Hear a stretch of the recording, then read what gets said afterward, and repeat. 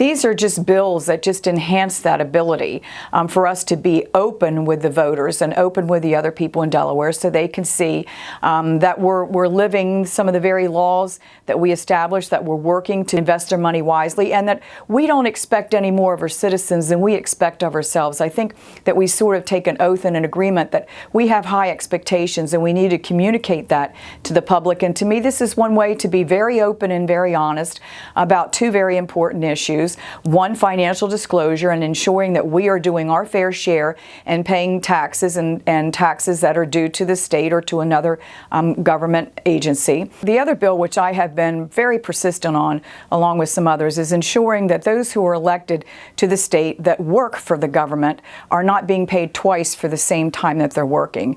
Whether they work in an agency or whether they work in education, it's incumbent upon us to make sure that taxpayers aren't indeed paying two salaries for the same hour of work. What we're trying to do here is make sure and ensure that there's an audit and a procedure policy for someone that may be elected to office in the legislature who also works for the state to assure that they're not they're not getting paid twice. There's been no debate or no discussion on it all generally because the majority party doesn't want to have the discussion on the issues, and really that's unfair to the legislators who introduce those who have some real concern, and more importantly to the taxpayer and citizens of Delaware not to have an open dialogue and discussion about these bills because they really hit to the heart of a lot of things that we see and a lot of concern with open government, with transparency.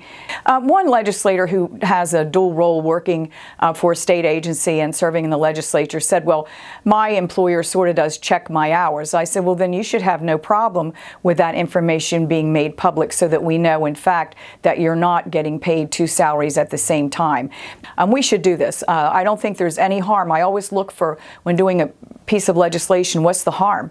There's absolutely no harm here for anyone. It's just openness and really a dialogue with the taxpayers and citizens so they can see what's the process that we have going on here.